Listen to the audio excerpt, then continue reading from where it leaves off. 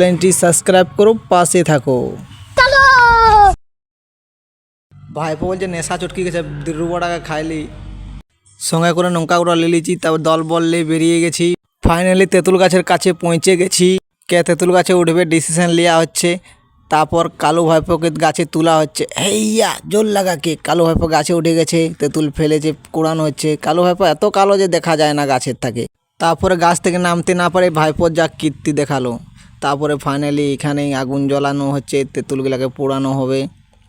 তারপরে তেঁতুলগুলাকে চিতায় তুলে দেওয়া হলো। আগুন জ্বলাচ্ছে একটা ভাই, আগুন লাগিয়ে দিল তেঁতুলের গায়ে। তেঁতুল পুড়তে থাকছে। অনেক অপেক্ষার পর তেঁতুল পুড়ে গেল। তারপরে তেঁতুল সবাই ভাগবাড়া করে তেঁতুল খাচ্ছে ঝাল লঙ্কা গুঁড়া দিয়ে। তারপরে তেঁতুল পোড়া খাতে খুব সুন্দর লাগে, তোমরাও তেঁতুল পুড়িয়ে খাইয়ে দেখতে পারো।